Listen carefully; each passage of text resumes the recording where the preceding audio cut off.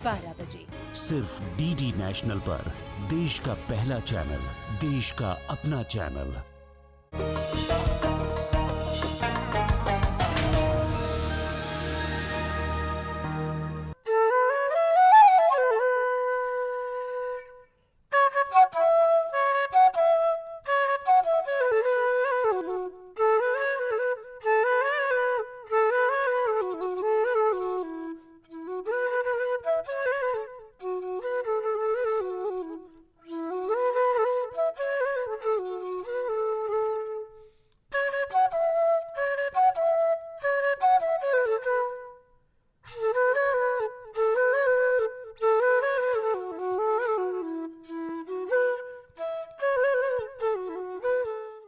नाजरीन आदाब, लीजिए एक बार फिर हाजिर हूँ मैं आपकी दोस्त और होस्ट खुशबू लेकर वही आपका पसंदीदा प्रोग्राम कुछ लम्हे फुर्सत के।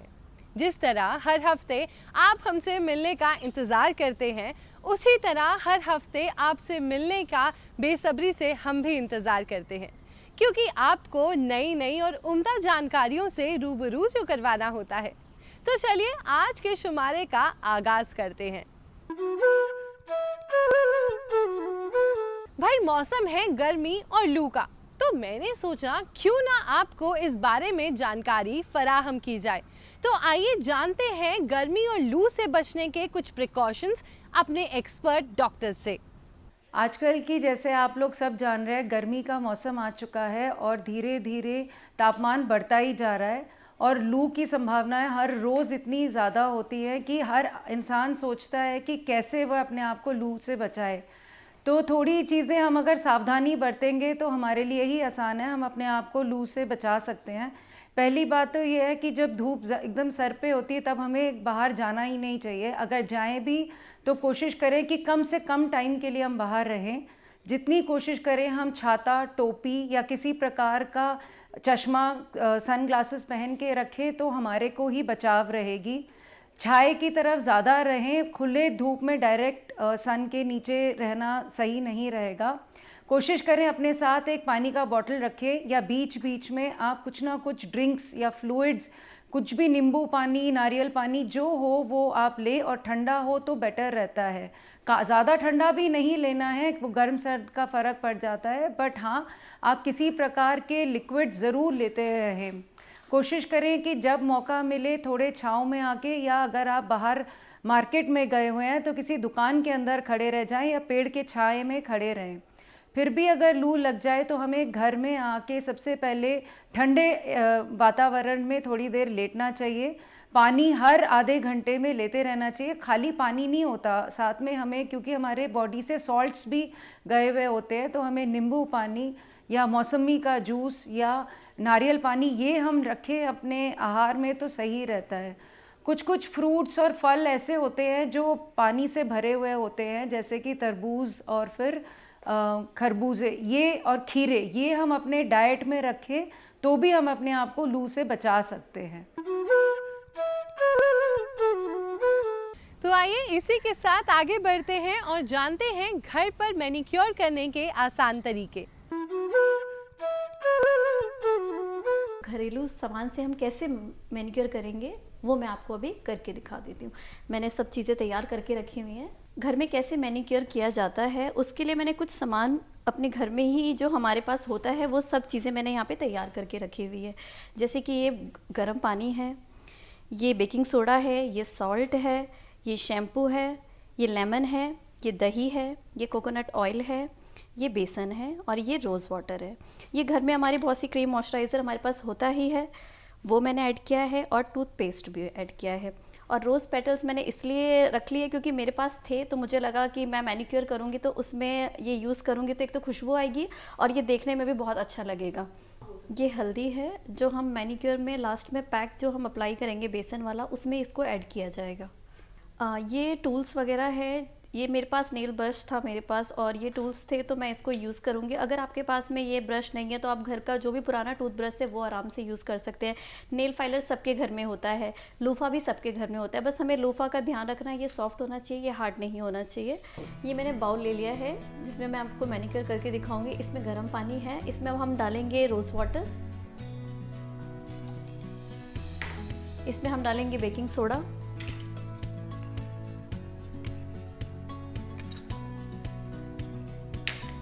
इसमें हम डालेंगे ये सॉल्ट। लक्ष्मी जी, अगर बेकिंग सोडा ना हो तो खाली सॉल्ट भी डाल सकते हाँ हैं? जी, हम खाली सॉल्ट भी डाल सकते हैं। इसमें हम लेमन भी ऐड करेंगे।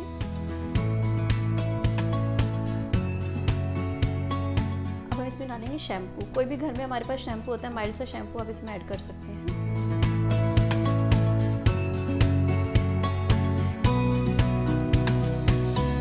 ये रोज़ पेटल है, मेरे पास थे तो मैंने सोचा कि मैं इसको मैनीक्योर में यूज़ कर लेती हूँ।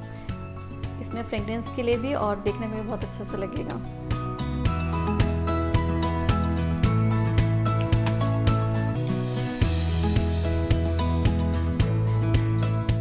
ये आप इसमें डब कर लीजिए। अब हैंड पानी में कितनी देर तक सोक करके रखने हैं? इसे 5 से 7 मिनट आपको सोक करना है, जिससे क्या होगा, जो हमारे क्या कहते हैं क्यूटिकल्स वगैरह है वो सॉफ्टली निकल जाएंगे। जब हम टूल्स यूज़ करेंगे तो वो इजीली हमें करने में दिक्कत नहीं देंगे। हमें 5 से 7 मिनट हो चुके हैं हाथों को डिप करे हुए। अब हैंड लीजिए, मैं इसमें अब नेल्स में टूथपेस्ट अप्लाई करूँगी।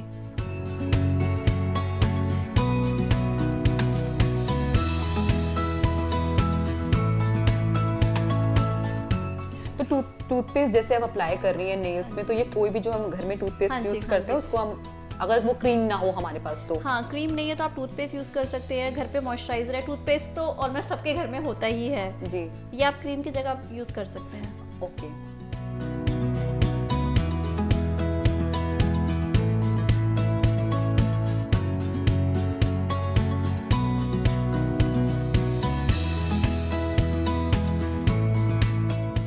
टूथपेस्ट लगा के फिर हमें 2-4 मिनट हाँ, और इसे इसको 2-4 डिप मिनट करना रखना है। है। उसके बाद में फिर जो क्यूटिकल्स वगैरह है वो ये बाउल हटाने के बाद में फिर करके आपको दिखाती हूँ। 5 मिनट हो गए हैं, अब मैं इसको हटा लेती हूँ।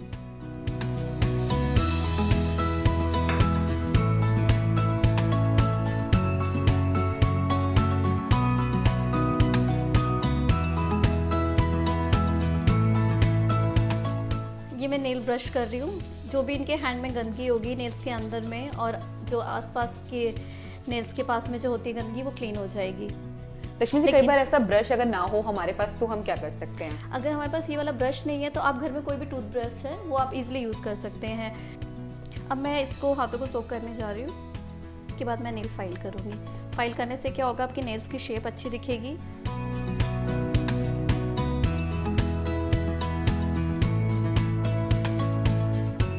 तो नेल्स की शेप हम कैसे करेंगे? तो हम इसको बिल्कुल बारीक रखें या कैसे फाइलर से करेंगे? नहीं, फाइलर तो आपका यही होगा। इसमें होता है, आप बड़े फाइलर भी आते हैं, छोटे भी आते हैं। बाकी आपको सुटेबल होना चाहिए, आपको छोटे से करने में इजी हो रहा है या आपको बड़े फाइलर से करने में इजी हो रहा है। बाकी हाँ, बहुत ज़्यादा फाइल नहीं करना है आपको। अगर आपको लगता है कि नेल्स की शेप अनइवन हो रखी है तो आप उसको लाइटली ही आप शेप करेंगे। बस ये मेरा फाइल हो चुका है। बस अब इसको मैं फाइलर को हटाने वाली हूँ। अब मैं करूँगी क्यूटिकल्स।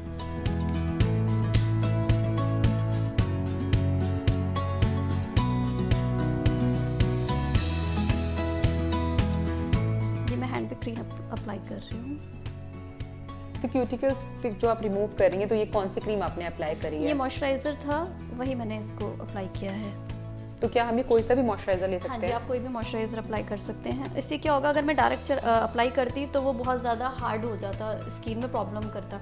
तो मैंने क्रीम, आप कोई भी मॉइस्चराइज़र अगर इसमें यूज़ करते हो या इसकी जगह आप कोकोनट ऑयल भी यूज़ करते हो तो ये ईजिली आपको करने में रहेगा, आपको प्रॉब्लम नहीं होगी। मुझे लगता है जो नेल्स में शाइन आती है मैनिक्योर के बाद, वो इसी वजह से शायद आती है। हाँ, इसकी वजह से भी आती है और ऊपर से इसको बफर करने से भी इसमें शाइन आती है।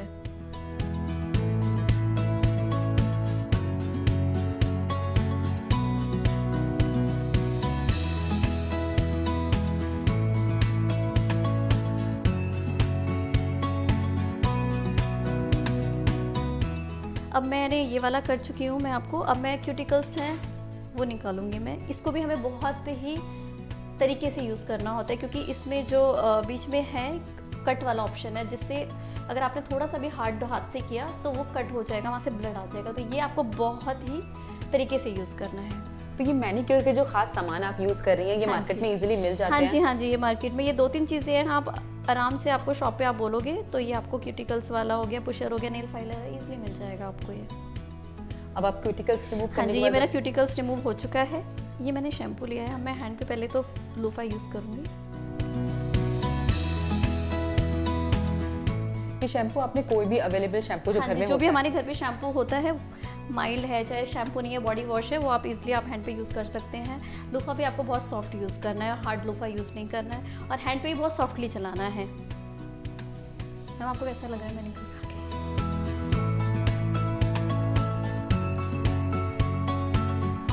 और ये जो आप कर रही है क्लीनिंग का प्रोसेस, ये कितनी देर तक करना है? इसको लोफा को 2-3 मिनट ही यूज़ करना है आपको हैंड पे, दोनों हैंड पे, मतलब 2-2 मिनट्स का 4 मिनट्स में आपको इसे कंप्लीट कर देना है और अच्छे से करना है आपको। मैनिक्योर हम कितने दिन बाद कर सकते हैं? मैनिक्योर का ये हो जाता है कि ये हमारे ओपन पोर्स रहते हैं, हमारे हैंड खुले रहते हैं, हमारे मतलब पैरों भी ओपन ही रहते हैं ज़्यादा करके, तो ये बहुत जल्दी टैन हो जाता है। तो इसके लिए आप इसको 15 डेज़ में भी कर सकते हो, कोई प्रॉब्लम नहीं है। अगर आपको लगता है कि नहीं टैनिंग नहीं है तो आप 1 मंथ में भी कर सकते हो। अब मैं हैंड को वाइप करूँगी। इसके बाद मैं अब हैंड पे दही से मसाज करूँगी।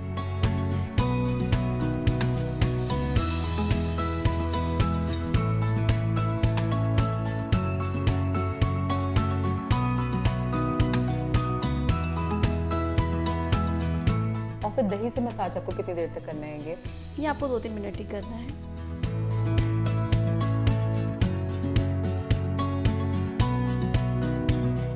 आप देख रहे हो मैंने दही अप्लाई करी है, हाथ से कितना डेड स्किन निकल रही है।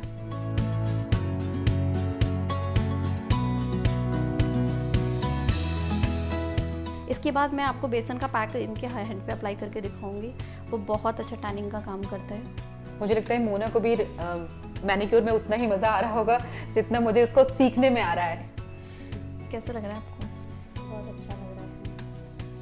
अब मैं इसको क्लीन कर लूँगी हैंड को। मैंने 2 मिनट की मसाज एक हैंड पे दी है, दोनों हैंड पे मैंने मसाज कंप्लीट कर ली है अपनी। पैक से ये फ़ायदा होगा, पैक में मैं डायरेक्ट बेसन का पैक अप्लाई नहीं करूँगी, उसमें थोड़ी सी मैं टर्मरिक हल्दी थोड़ी सी ऐड करूँगी, उसमें रोज़ वाटर ऐड करूँगी, उससे हाथों की टैन बहुत जल्दी रिमूव हो जाती है। हाँ जी, मैं अब इनके हाथ के लिए पैक बनाऊँगी। ये D10 का काम करेगा। इसमें मैंने 1 चम्मच बेसन लिया है। अब मैं इसमें थोड़ी सी टर्मरिक यूज़ करूँगी और अब मैं इसमें ऐड करूँगी रोज़ वाटर। रोज़ वाटर हमारे टैनिंग को बहुत अच्छे से रिमूव करता है। तो अच्छे से हमें मिक्स करना है और हमें इसको हैंड पे अप्लाई करना है।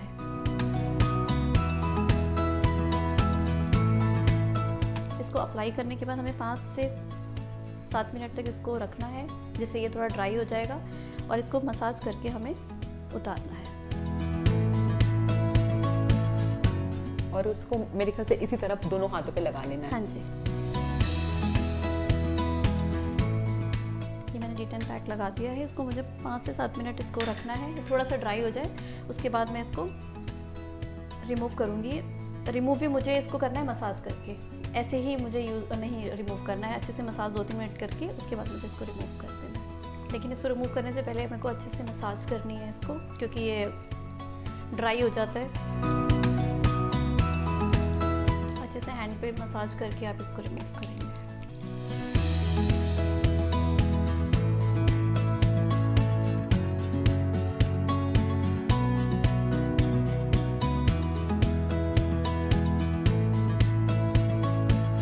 कहीं भी जाना है आप बहुत इजीली कर सकते हो, और आप इसको रिजल्ट आप खुद देखोगे, आपको खुद को ही लगेगा कि नहीं ये बहुत इफेक्टिव है।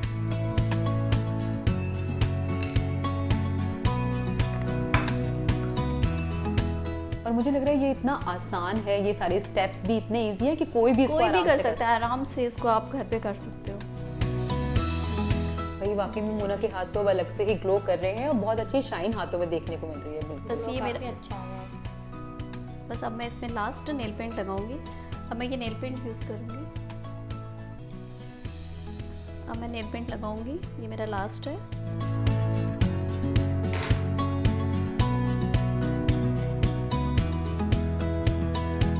लक्ष्मी मुझे नेल पेंट भी कई बार बड़ी पैची सा लगता है, बहुत कुछ ठीक नहीं लगता, तो ये हमें कैसे लगाना है? पेंट हमेशा हमें फर्स्ट कोट ही अप्लाई करना चाहिए। उसके बाद जब हमारा फर्स्ट कोट ड्राई हो जाए उसके बाद ही हम सेकंड कोट लगा सकते हैं। अगर हम फर्स्ट के ऊपर ही डबल ट्रिपल कोट करेंगे तो हमारे नेल पेंट में वो फिनिशिंग नहीं आएगी।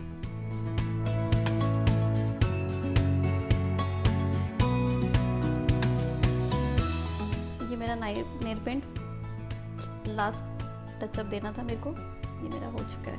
आप देखिए इनके हैंड कितने सुंदर दिख रहे हैं।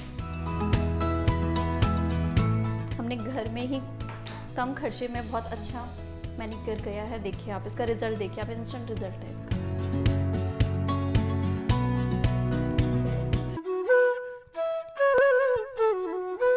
आइए चलते हैं हमारी साथी अर्चना के पास, जो हमारी मुलाकात करवाएगी ब्यूटी एक्सपर्ट योगिता जी से।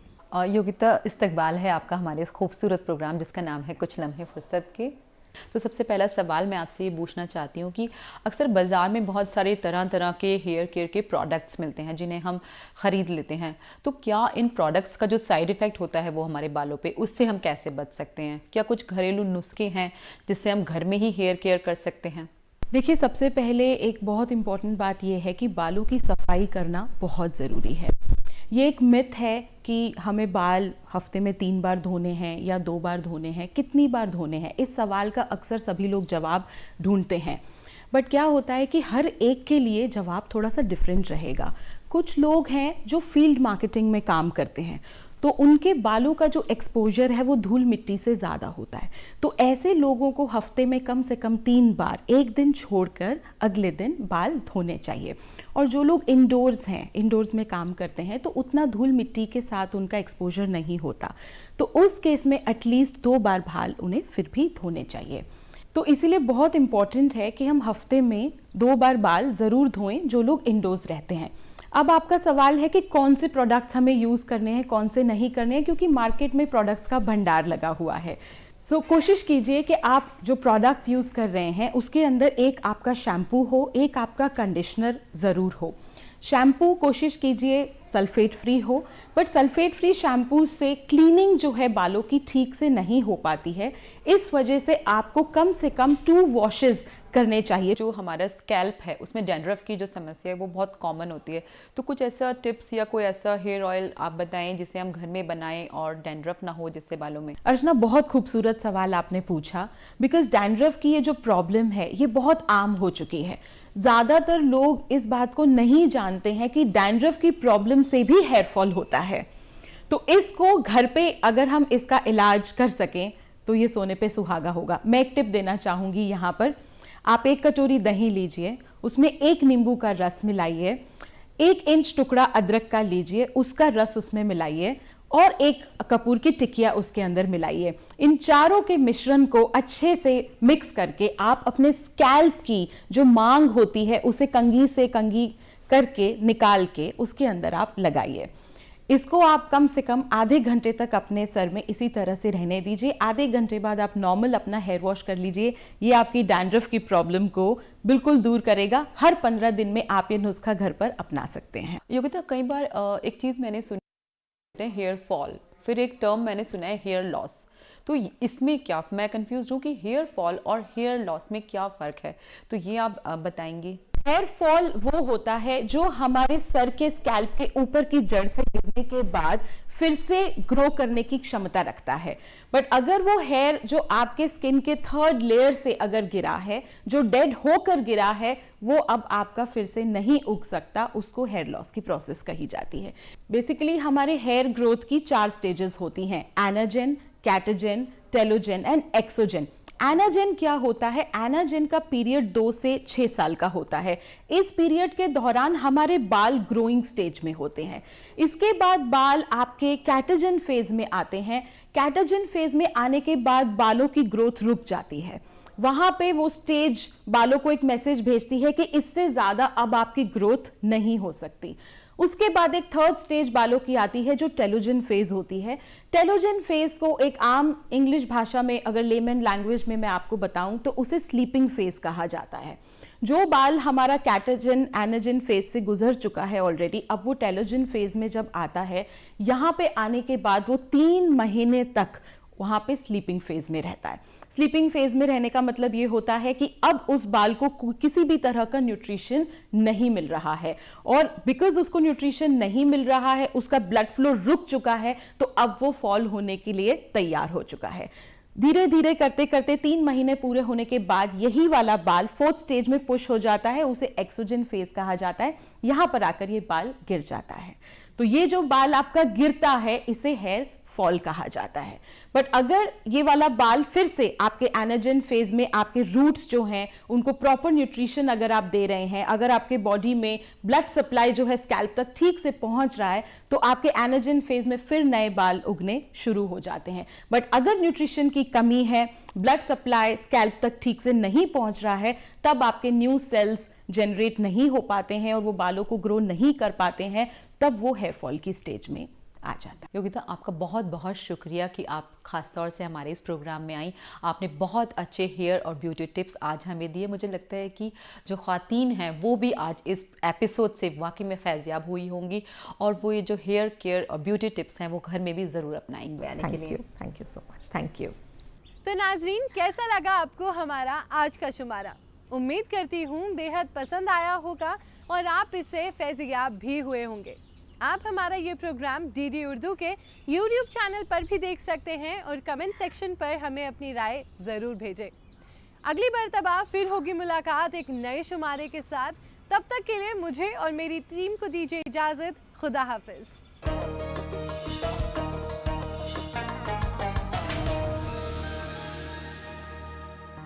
देखा जो हुस्न आपका तभी